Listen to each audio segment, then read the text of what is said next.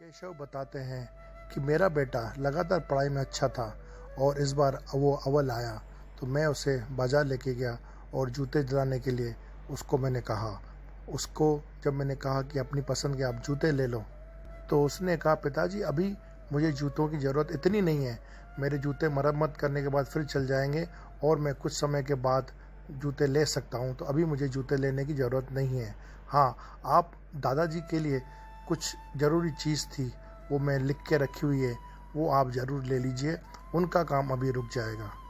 केशव ने बेटे से कहा, बेटे पिताजी के लिए जो चाहिए वो मैं तो ले ही रहा हूँ, पर तुम्हारे लिए भी जो जूता ज़रूरी था, क्योंकि तुम्हारा जूता फट गया है और मुझे तनख्वाह मिली है, तो मैं दोनों चीज़ें अभी ले सकता हूँ। और मैं जानता हूँ कि तुम अपने दादाजी से बहुत ज़्यादा प्यार करते हो, इसलिए बोल रहे हो। तो मैंने कहा, तुम्हारी शर्ट भी छोटी हो गई है, क्योंकि तुम स्कूल में नए सेक्शन में जाओगे तो तुम्हें शर्ट की ज़रूरत पड़ेगी। तो मैं उसे शर्ट दिलाने के लेके गया। दुकानदार ने उसे शर्ट दिखाई जो उससे अच्छी तरह से फिट आ रही थी, फिर भी उसने दुकानदार से बोल के 1 नंबर बड़ी साइज़ की शर्ट ली। मैंने बेटे को कहा कि तुमने 1 साइज़ बड़ी शर्ट क्यों ली है, क्योंकि तुम्हें तो जो पहले पहनी थी वो साइज़ अच्छे से फिट आ रही थी।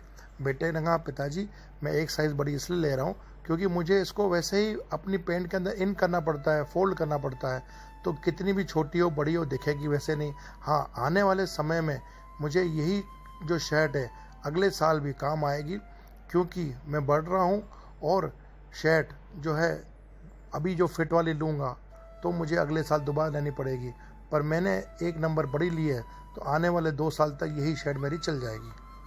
केशव अपने बेटे की बातें सुन के बड़ा खामोश था।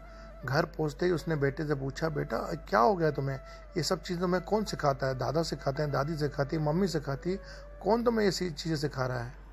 बेटे ने बोला, पिताजी सब आपकी तारीफ़ करते हैं, मेरे दोस्त भी, कॉलोनी वाले सब अच्छा बोलते हैं कि आपके पिताजी अच्छे हैं, ईमानदार हैं, कभी बेईमानी नहीं करते हैं, और आपकी तारीफ़ सुन के मुझे बहुत अच्छा लगता है। परंतु पिताजी मेरा एक दोस्त है, उसके पिताजी के बारे में लोग बहुत गलत गलत बातें बोलते हैं कि बेईमान है, चोर है।